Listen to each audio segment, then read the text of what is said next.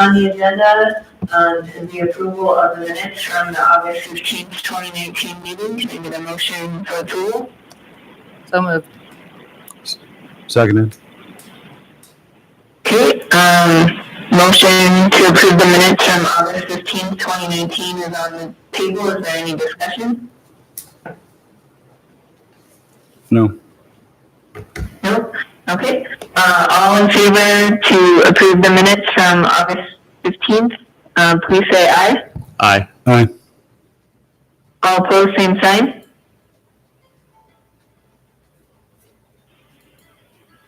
None. Okay, seeing none, motion carries.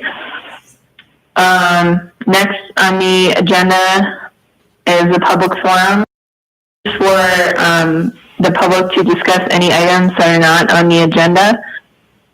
If anyone would like to come forward at this time for items not on the agenda, if there's any discussion about the capital improvements plan, that will be later in the meeting, but any other items not on the agenda, please come forward at this time.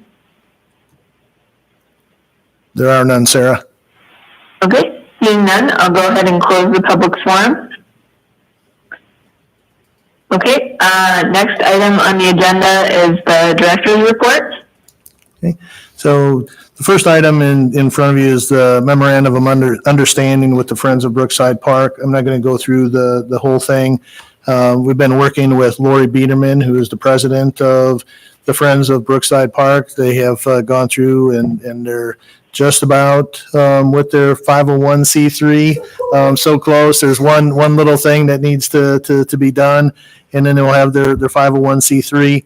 So the MOU that's attached to the commission action form is similar to what we've used with the Friends of Ada Hayden Heritage Park, the Friends of Emma McCarthy Lee and Munn Woods, and then also with the Friends of Roosevelt Park. So it's very similar. Right now, we look forward to working with Lori and the Friends group. Did send you some information regarding a survey that they had already done, so they have some good information. Josh and I met with Lori and some board members just earlier in the week to talk about some items.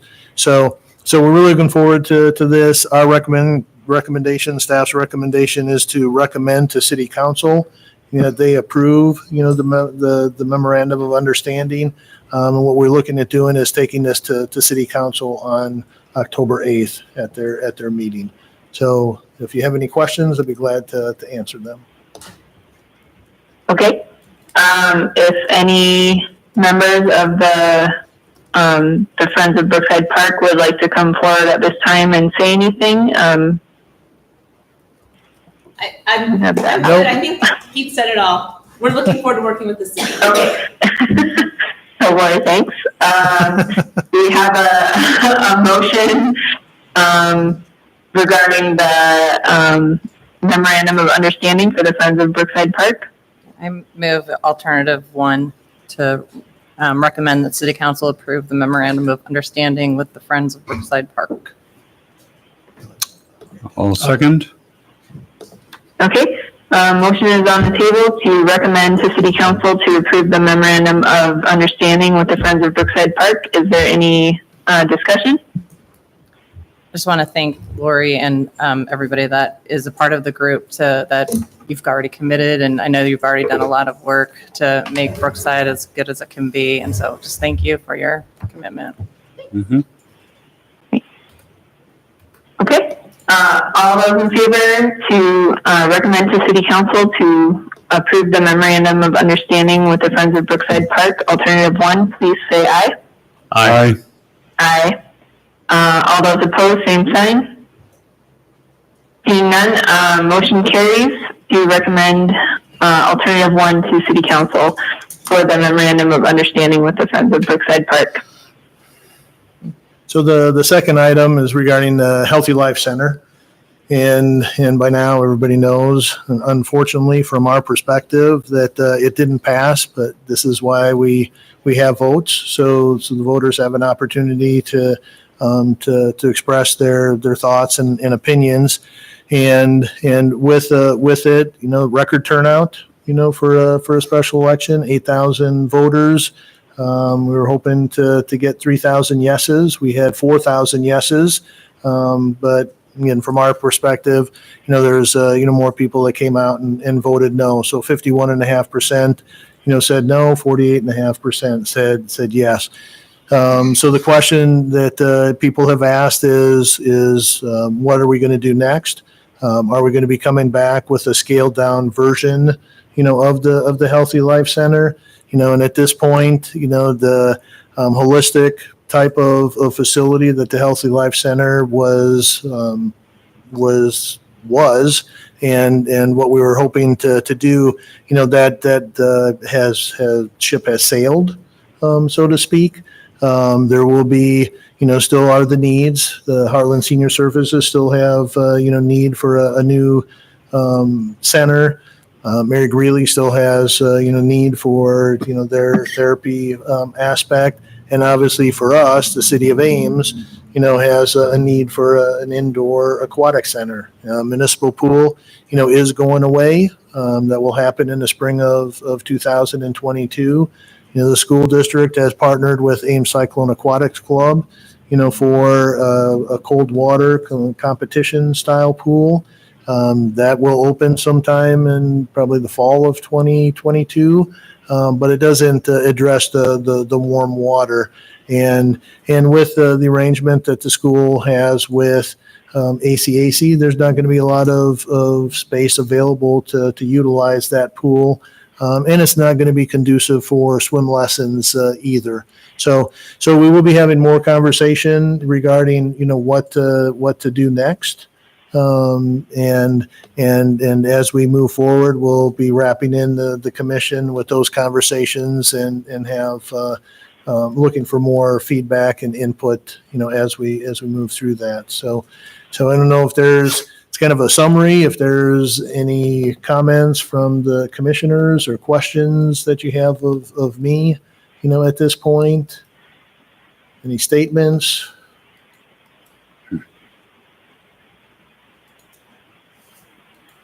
Sarah, anything? Nothing for me right now. All right. And I know just looking at your faces, obviously there's disappointment and frustration. And we have had a number of people reach out to us and express that as well. And there have been people, well, what's this going to do for swim lessons? What's it going to do for this program or that program? And once municipal pool will continue with what we're doing, but once municipal pool is gone, there won't be another opportunity or very limited opportunity to do what we're currently doing. So, all right.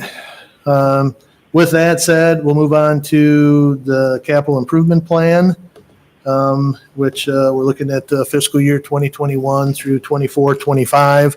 Sent you a lot of information, in regards to feedback, and I was speaking to some of the people in the crowd earlier before the meeting started, and this is really we had 11 people that attended our input session, last week Thursday, which is the most that we've ever had. Generally, we get about 2 or 3, maybe 4. So 11 people there, which was very good. But we also had a lot of people speaking on 2 items, and you can see that pickleball courts and then the accessible canoe kayak launch at Ada Hayden. So I'm just going to run through a few things. I'm not going to go through the entire capital improvement plan. I sent that to you. You have, what's in there. And again, that's for, the 1920 through 23-24. So with it, again, the process is shown up there. We have talked with staff. We have public input. Tonight we're asking you to listen to the input, look at the input, and then give us some direction.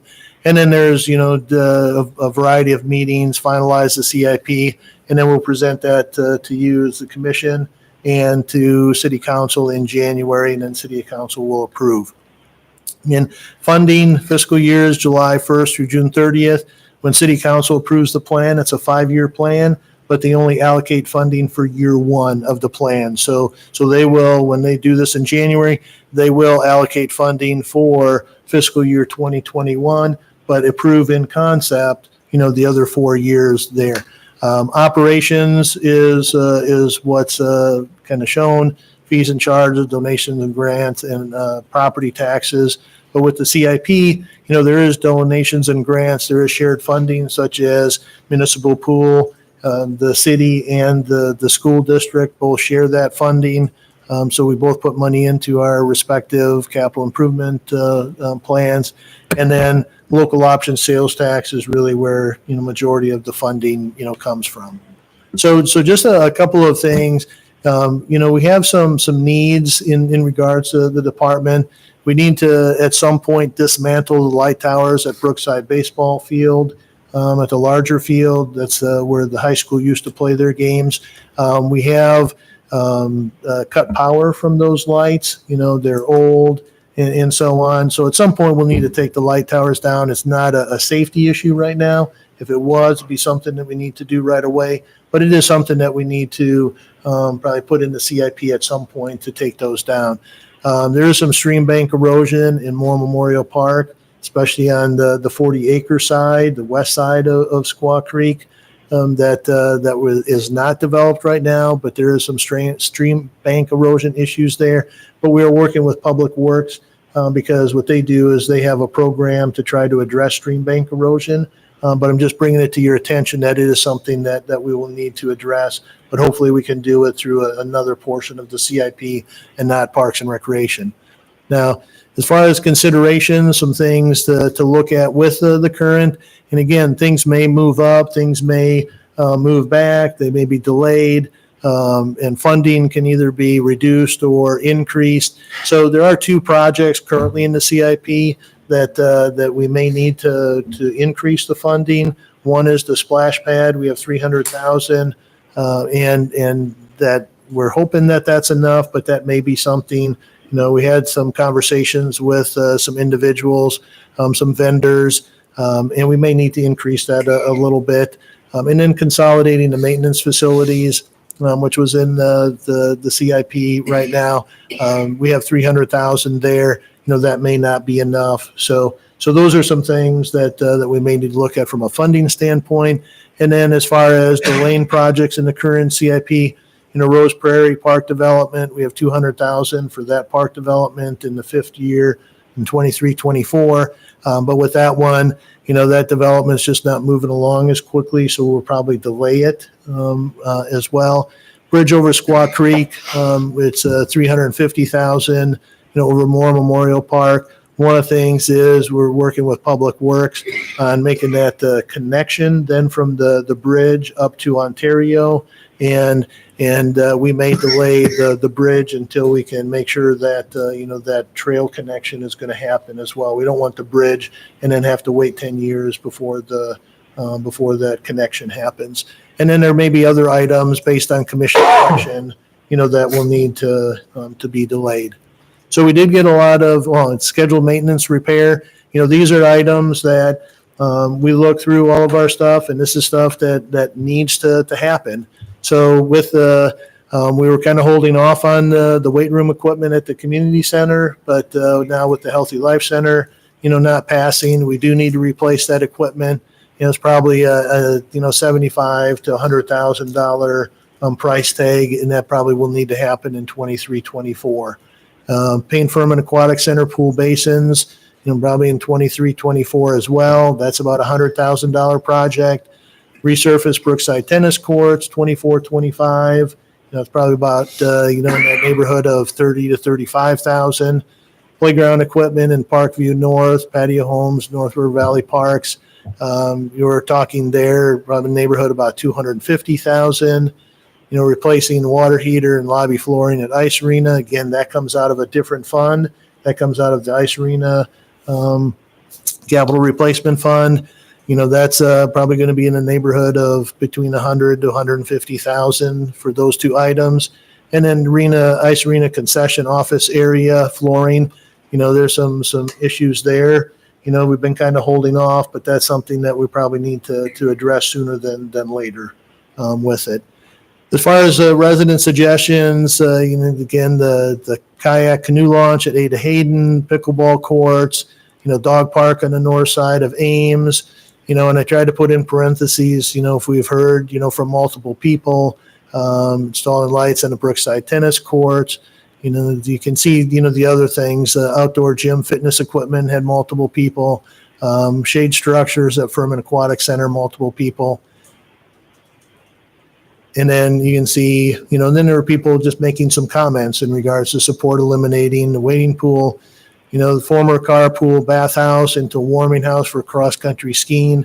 Right now we're looking at demolishing that and then replacing it with a restroom and a 3-season shelter.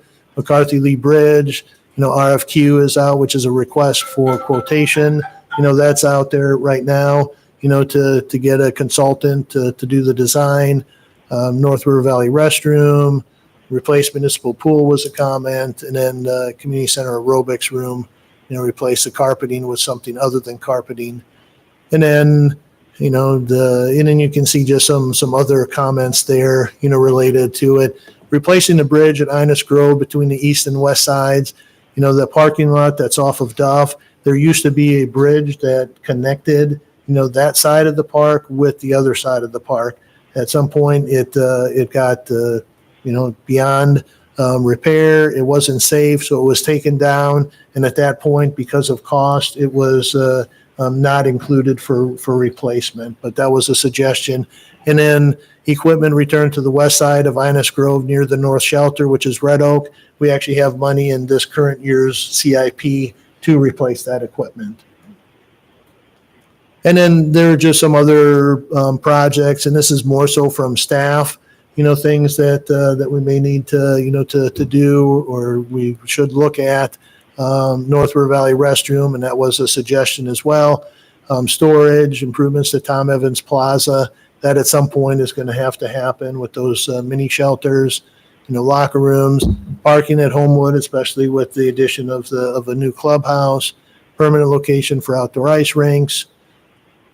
And then you can see stream bank, shared use path, from a more Memorial to Ontario kind of touched on, and then basketball pads and so on.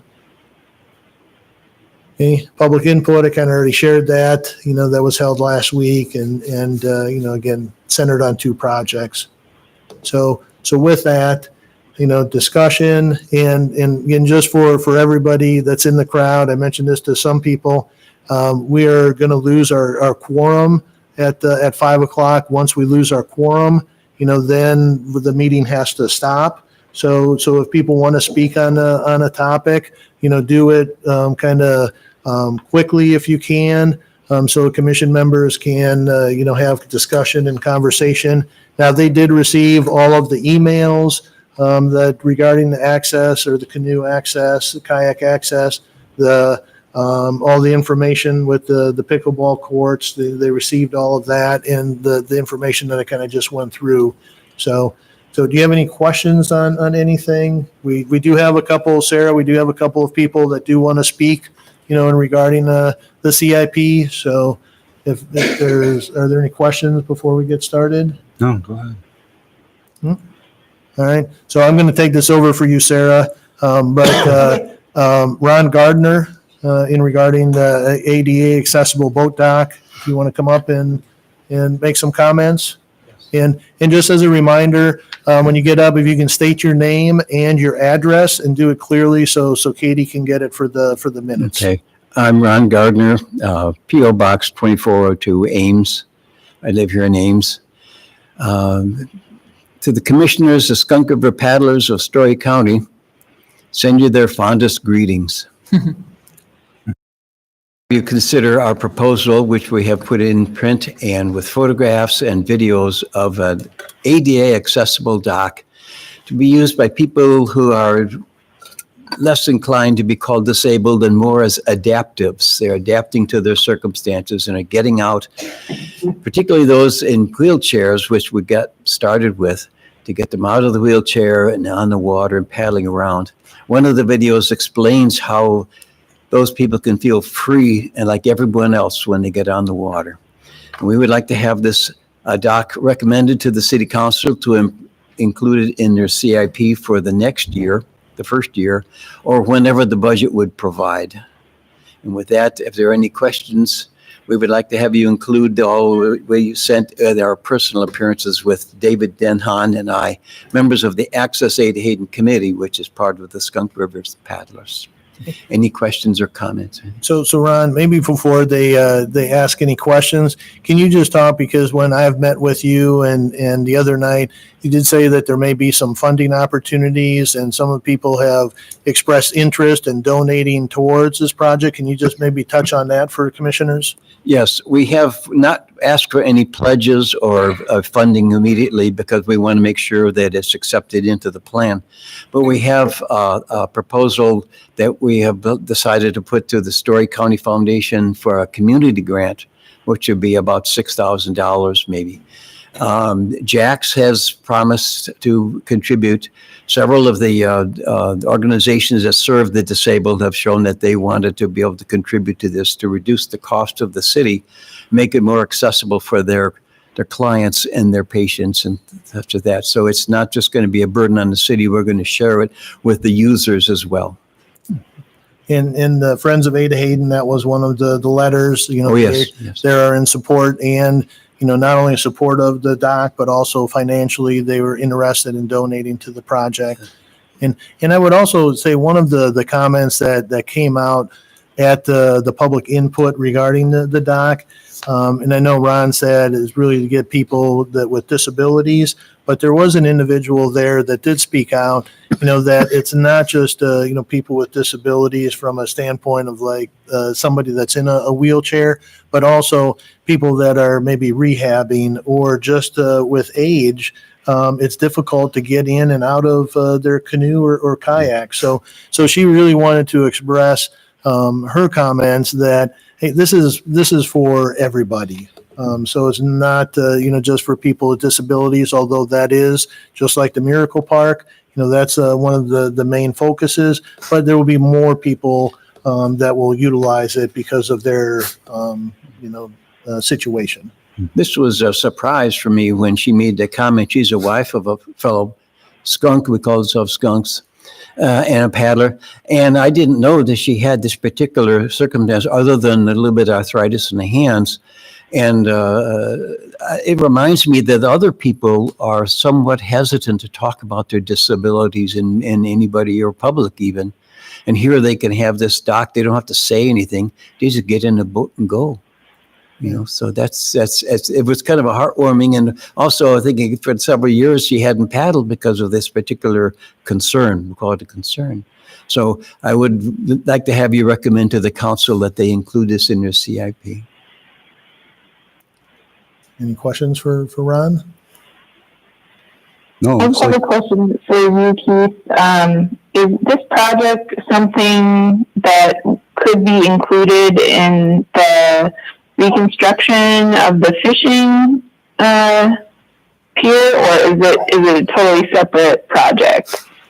I think this would be a separate project. When city council allocates funding, they allocate funding for a specific project, which right now we have $50,000 in this year. Is that right, Joshua?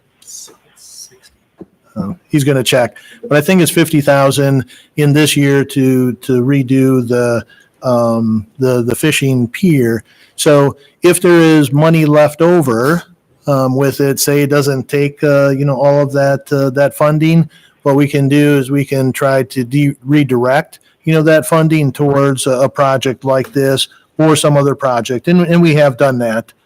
Throughout, when we go to city council, we'll say we want to use the savings from X project to go towards this. So that's how we would do it, Sarah. 60. Okay. Oh, Is there there's any, actually 60,000 in for that project. Is there any rough estimate of how much this would cost? It doesn't seem to be a particularly expensive thing that, Yeah. probably in the tens of thousands of dollars range, or. Yeah, so in the information that was sent to commissioners, with it, I think just for the dock was roughly about $45,000, maybe between $40,000 and $45,000. But that did not include, the access from the parking lot to, the dock. There were some other items also, that in there, you could add railings, you could do some other things. We also, when I have spoken with Ron and David, talked about maybe doing some closer parking, for people with disabilities. So it's closer to the boat dock. I think our estimate probably would be somewhere in the neighborhood. It might be 50 to 60, maybe as high as 75,000. We really have to look further, into what that dollar amount is. And so there would be, if we did this, there is some money, I think $12,000 right now that we have that have been donated for things at Ada Hayden. So we could use that funding if the Skunk River Paddlers did raise some other funds. That would do it, and that would lower the burden on the local option sales tax. So those are some things that we would have to have more conversation on, to see what the Skunk River Paddlers are comfortable. If they say, we could probably raise 20,000, then, that would help us take a look at what we would need to do. So for process sake, in a case like this, would we recommend this for the inclusion in the CIP with the contingency that it's privately subsidized as well, or we just recommend it being included? No, what you could do is if you could set an amount, you'd say, hey, what we'd like to do is we'd like to maybe see the Skunk River Paddlers, come up with, X amount of dollars. You could do that, or you could just say, hey, we really support this. Now staff, you work with the Skunk River Paddlers and figure out what is the best way to fund, the project, which is what we have done in the past. Well, Okay. the Skunks thank Mr. Abraham for his additional and kind comments, and the commissioners for considering our request. Thank you very much. Thank you. Thank you. And we have another card, Eric Fascio.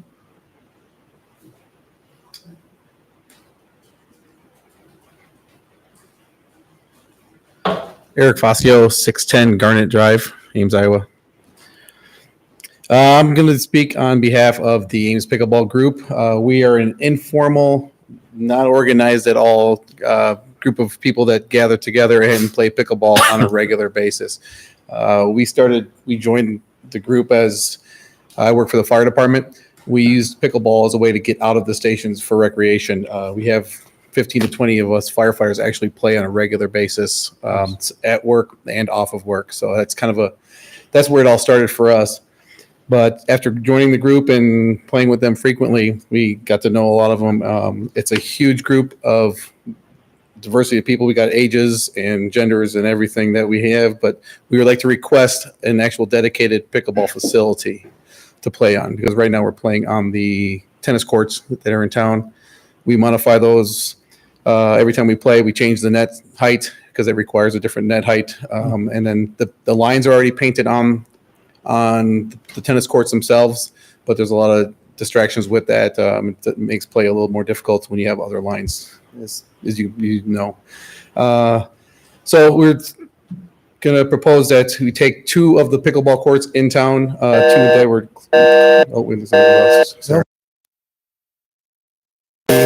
Until we get, so you can just hold that thought, Eric.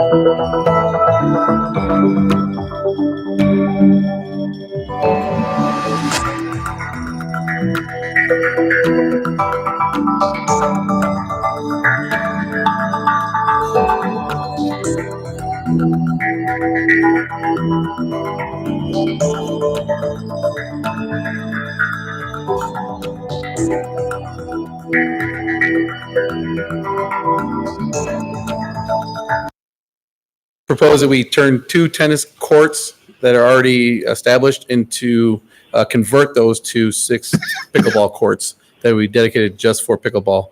The size, our initial proposal that I submitted last week, my wife I was at work, so I couldn't come last week, but she submitted one that if you take the size of the courts right now that are Ines Grove, they're 110 foot by 120 foot.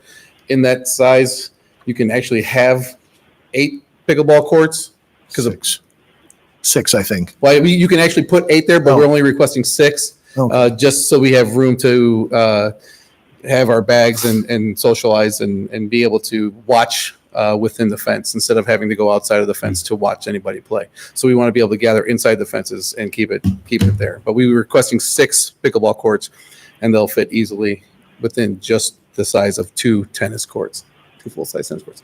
The location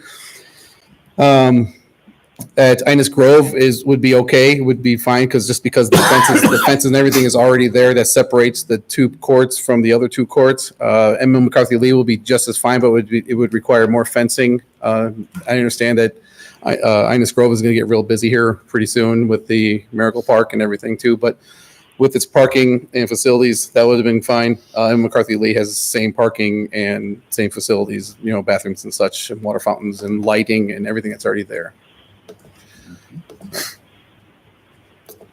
Questions for Eric? Yeah, and one of the things that, and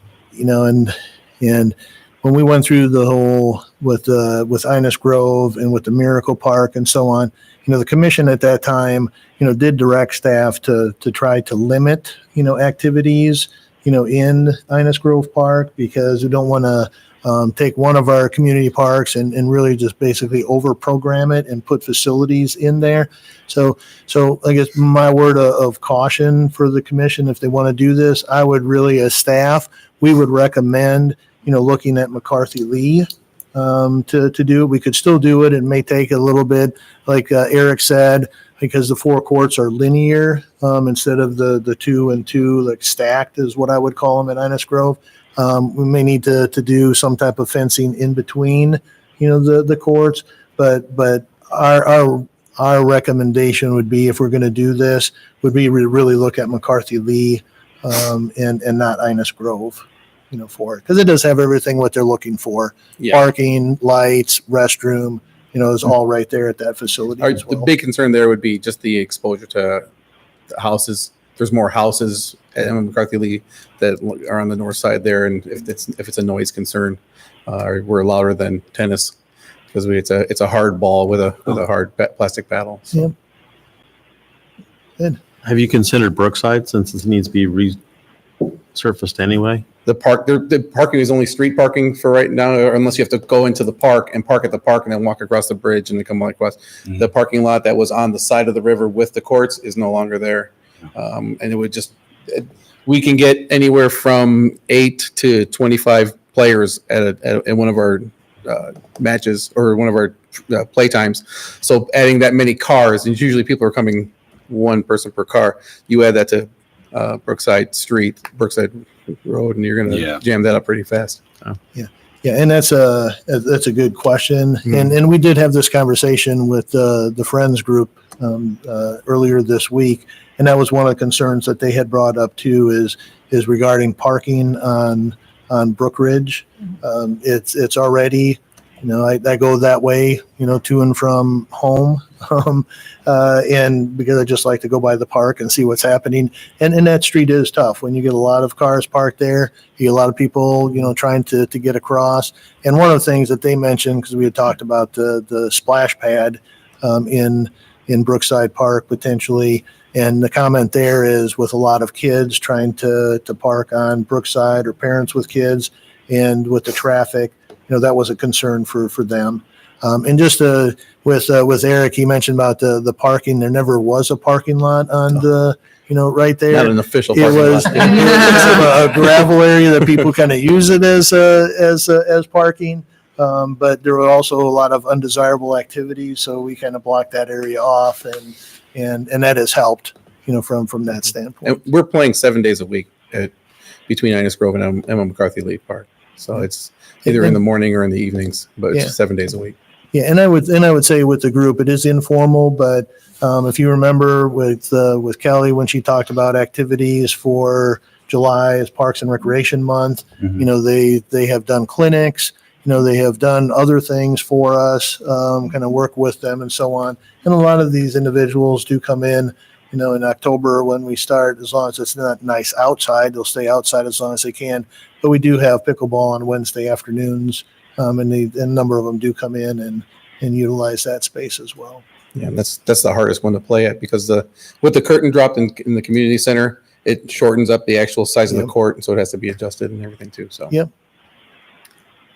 Any other Has there been questions? any conversations about potential private contributions to this effort as well? I know that. we're unorganized at this point. This was just kind of I saw the CIP request. We've kind of casually talked about this amongst ourselves, and it'd be great if we actually had a real facility. I don't know if anybody's ever been down to Smash Park down in West Des Moines, but that's a fantastic facility. Once you play on a dedicated pickleball court, you don't want to play on a tennis courts anymore because it's a world of difference. But to have something like that here in Ames would be big, and it will attract it. We have members of our group are from all the surrounding communities: Huxley, Gilbert, Story City, Boone, Nevada. We have people from all over. We had some people coming in from Ogden to play. My only question is, so obviously this group is playing often enough that they're probably reserving the court. So we have the capacity to host their club. Is there any concern with lessons or other conflicts by converting a couple of the courts, or would this not be a concern because we're obviously, as the city facilities are hosting them frequently enough that converting the court would provide the purpose-built facility for something that exists there every day, anyways. Are you considering tennis lessons or pickleball lessons? Tennis lessons, but you bring up the point that if you had a purpose-built facility, that you would be able to do pickleball lessons, or Yes. and that could be a programming through the city. Yeah. So Sarah, as far as, a lot of times when they play, it's not in conflict with when we have lessons, currently. They're not reserving the courts. It's just a first come, first serve. And I think it's maybe more of an informal kind of reservation that people know they're not going to go and play tennis there because the pickleballers are there a lot of times. So I don't know with the high school courts. I'm not sure if that will. What do you think, Kelly? In regards to, will that cause an issue in the summertime when we're doing lessons? We've only run into youth lessons. We don't know if they're through Ames, if it's through the city of Ames, or if it's from the racket club that they're giving lessons at Emma McCarthy Lee. But Yep. when they show up, we Yep. move over. That is our lessons. That's We our contract lessons. Okay. with Ames Fitness Center to So, provide the lessons. so the only is- times that we've yep. run into them, we've moved over and let them Yep. have the courts that they say that they had. Yep. So But Kelly, is there from a demand with tennis lessons? If we were to take two courts out of the mix at McCarthy Lee? No, I don't think so. I mean, there's enough tennis courts in town that we can definitely meet that demand. All right. and with the lighting, even at McCarthy Lee with the lighting, and I would really only take resurfacing the courts and repainting the lines and just reorganizing the area that's already there, that's already built. How large of a fence would you need in between the courts to block them off? Do you need to go all the way up to the? No, in between, if you wanted to separate from the tennis courts, they would probably want to go all the way up, just so it can continue the same height around the tennis courts. But once you get one tall fence all the way around a facility would be enough. But in between the pickleball courts, you only need 3-foot fence, 4-foot fence. Oh, okay. So And you then don't even have to have, it doesn't have to be corner or end to end either. It's just, I sent some pictures earlier to Keith, but there's a short fence about 3 or 4 feet tall, and then just almost a full length of the pickleball court, which is only 44 foot in length. And then you just keep that, and that divides it from the court, and it keeps the ball from rolling and getting into other people's way. Because But if they were able to divide off the tennis from the pickleball, not going up, what is it, 12 feet you have now? Some of it, 10. 10 feet? 10 or If they could go in there, 10. If they could go in there with, say, an 8-foot fence, it wouldn't bother us any. It's just a matter of if the tennis courts would be okay with it. You know, if you want to put an 8-foot fence, you can put an 8-foot fence. You just keep the pickleballs from going into the tennis court. I didn't know how high the pickleballs usually. Well, it depends on who hits them, but they can float. They float. And when we played Emma McCarthy Lee, it's always a challenge because since they're linear, if you hit one to the side, it's going to go it can go very far. Keeping those with short fences in between, and you can go in just the area of the 2 tennis courts. You can go 3 and 3 with pickleball courts, and you just have fences in between each one, and it'd be we could be very, very short fence. Thank you. Thanks, Eric. Okay, anything else? All right. So Sarah, we don't have any other cards. Is there anybody that wants to speak on something else related to the CIP? If you want to speak, just come on up and no? All right. So nobody else wants to speak, Sarah? Okay. Is there any further discussion on the capital improvements plan then from commission? Yeah, can I say something, Sarah? Sure. Yep. So really what staff would like, you know, when we go out of here, if the commission could give us direction, because we'll be taking all of this information and then putting together the CIP that we'll present to the commission and to council. And so if there are things that you saw, that you like, that you want us to include, then that's really what we need out of this meeting tonight, is to give us direction so we can then take that and put the CIP together. Should we separate the two, the accessible dock and the pickleball, or can we wrap that up into one? If we make, Oh, I would, recommendation? as far as, well, if you want to, you know, say, hey, include these, you could do it as one. But as far as the project, we would still probably do them as 2 separate projects. right. Yep. Right. And it's for the 2021 year, right? If we wanted them in Well, next for year. If For the next 5 years. If you wanted them in specifically in this 2021 Mhm. year, you know, then you'd have to give us some direction as what do you want us to delay? Because we most likely wouldn't be able to add, let's just say each one, if each one was $50,000, which I don't think the tennis courts would, or the pickleball courts would be that much, but we'd have to take a look at it. But if it say was 100,000, then what do we delay? And sometimes that, you know, that if you want to just say, hey, we'd like to see them in this year, and then let staff figure it out, you know, we can do that. But if you have some ideas, let us know that as well. Mhm. I love the response that there's been to and just asking for suggestions for the CIP. Thank you for everybody that's come out, and especially I'm impressed with the amount of support, especially for these 2 issues that we've just talked about, the accessibility ramp and pickleball courts. And quite frankly, I have heard a lot of buzz about the accessible ramp, and I've heard a lot of efforts about trying to raise funds for that. Understandably, you didn't want to put the cart before the horse, but I appreciate that, and I can see how those would both be positive additions to the community. That said, I do want to make sure that we are excellent stewards of what we already have too. And while the non-passage of the Healthy Life Center was a blow, I don't want to lose sight that Ames has a tremendous amount of parks and recreational facilities, more so than most other communities, and it's something that we should be proud of. And so in that vein, I do want to make sure or my suggestion is to make sure that we take care of those repair issues, those maintenance issues, those enhancements of what we already have first, before we think about adding. Again, I'm not opposed to growth, and I'm not opposed to new things, but I also want to make sure that we're taking care of the foundation, especially because that foundation is already bigger and better than what we need, and we have a lot to be proud of, and let's take care of that. Okay.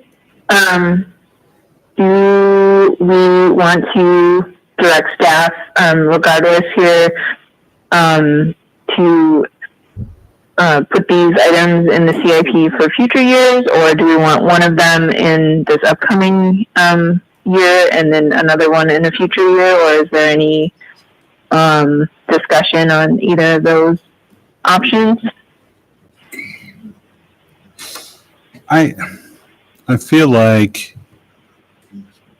with the funding of the accessible dock, I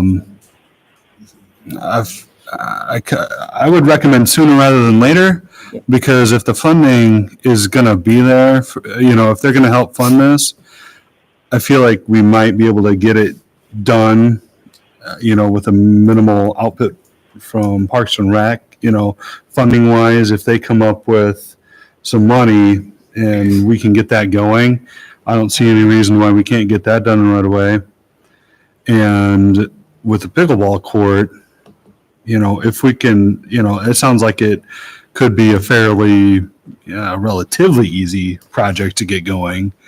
So I guess I'd like to recommend as soon as we can, but, that depends on what, we don't know what the pickleball court's going to cost, so, I mean, if it's $5,000, that's not a big deal, or, that's not as big a deal as $50,000. So. Yeah, well, just for the last time that we did McCarthy Lee resurfaced, it was about $25,000, wasn't it? Right around 25,000. So that was resurfacing, repainting, and everything. So when is that on for resurfacing again? probably Was it Inez Grove that's? Innis Grove was the one that is on the schedule. Brookside Park is Right. coming up. Oh, Brookside's. 10 years, 8 to 10 years for McCarthy Lee. Does it need to be resurfaced for pickleball or just repainted for pickleball? It need to be resurfaced or repainted, but that's kind of part of the deal. They don't just go. They'll have to do some patching and resurfacing, and then it goes on the painting. Because one of the things, and it may not be a whole thing, but you're also putting in 6 sets of net posts. Right. So I'm not sure what the cost of that will be. You also have some additional fencing, either the 8-foot or some of the smaller ones. So I'm gonna, without knowing, all of that, I'm gonna guess that it's probably could be somewhere between 25, 30,000, maybe a little bit more, to get this done. So. If the courts don't need to be.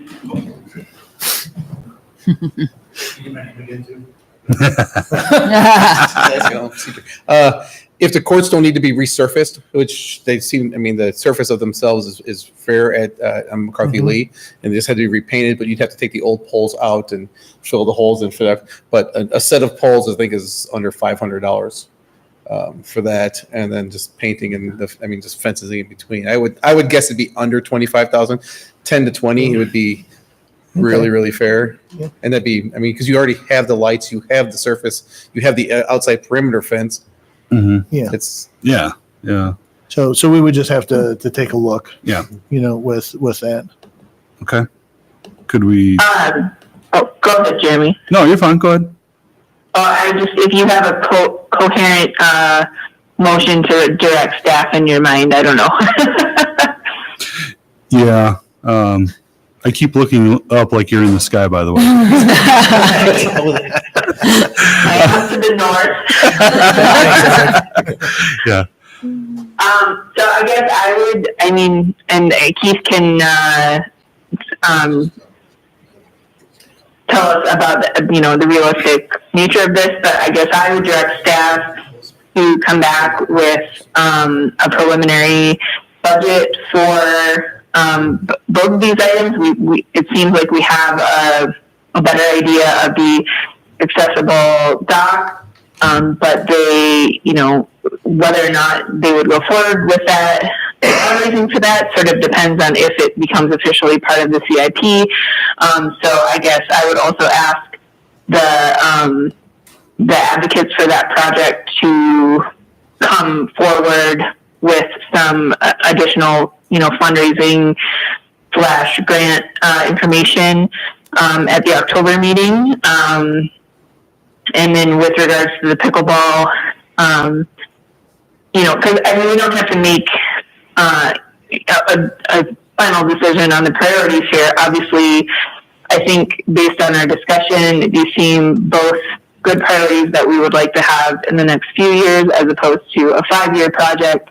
They both seem relatively low cost items as opposed to, a $300,000 item.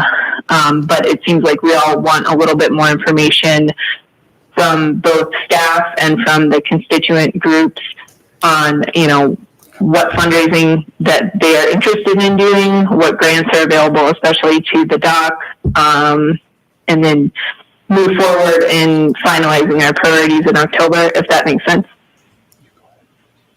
So I guess that leads into another question. I mean, can we recommend, all of it and then wait for what the council says, oh, here's your budget, and then, then we can prioritize later, correct?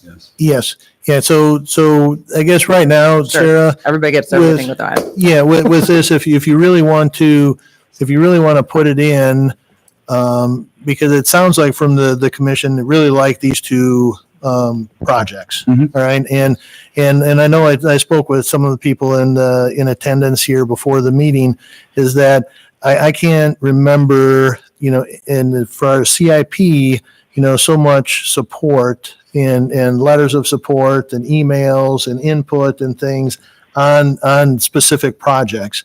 It's usually one person wants this, one person wants that, and it's not this support. So I think if you're really strong or feel strongly about these two projects, I think what you do is you just tell staff that, hey, we like them, get them in, and then let us figure out what the cost is and how we can fit it into the CIP, and we can work with the groups regarding, donations, grants, funding, and so on.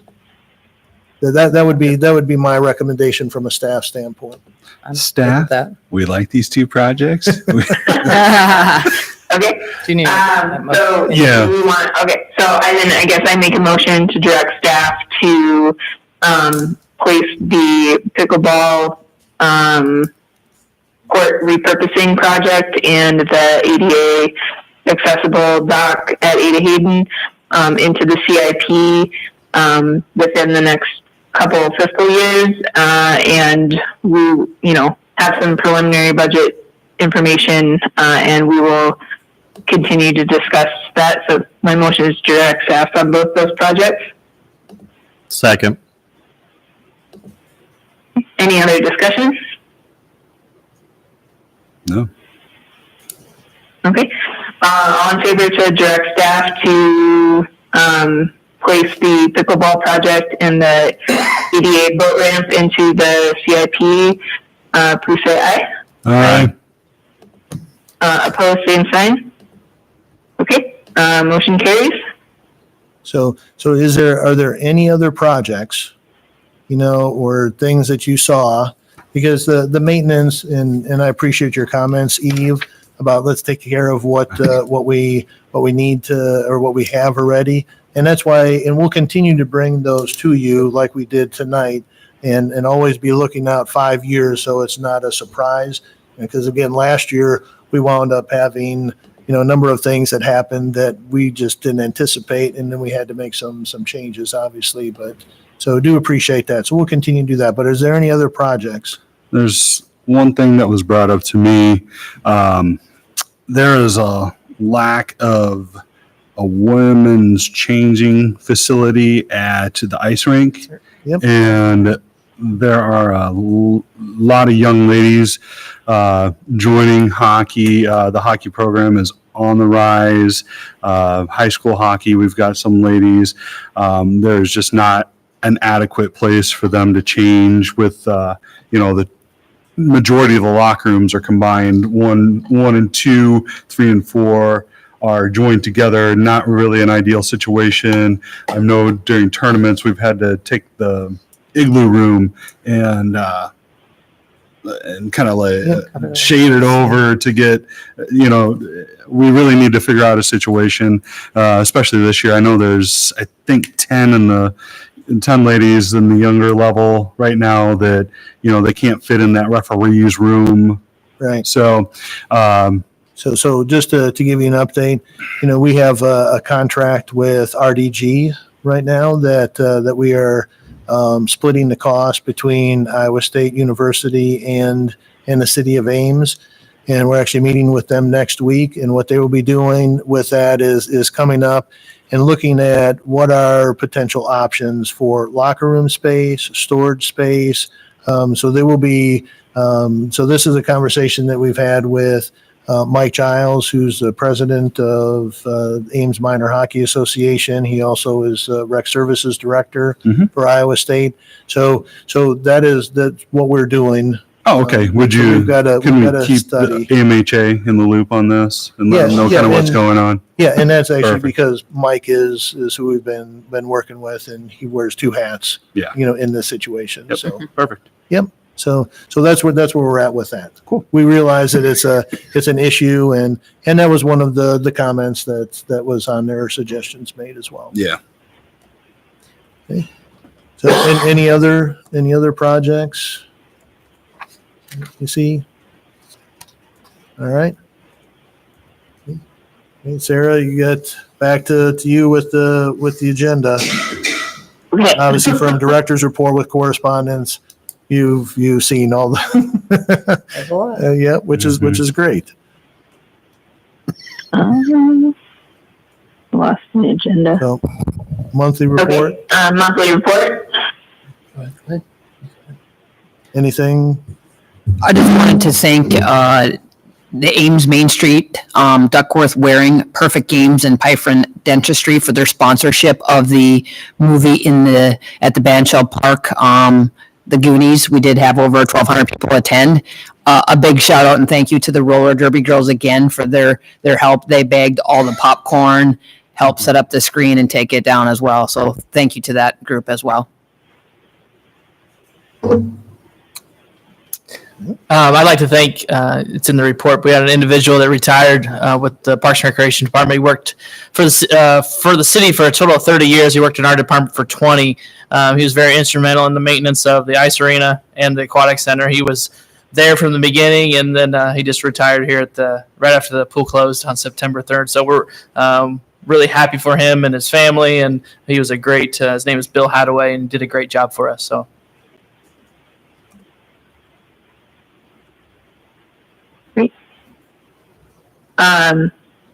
Any other items from staff? Nope. Okay, moving on to commissioner member comments.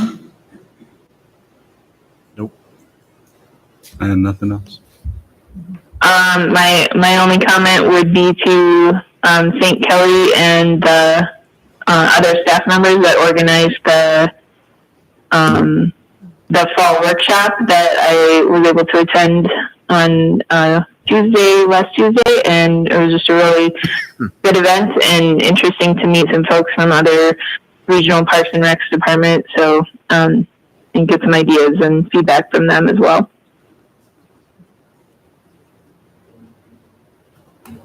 Okay. Any other discussion? Anything else? Nope. You guys are all quiet. I can't see your moving because it is like delayed by a minute or so.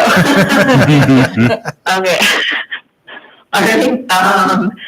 Seeing no other discussion for this meeting, can I get a motion to adjourn? So moved. Go Do ahead. Go ahead, Jim. Okay. Thanks, Sarah. All right.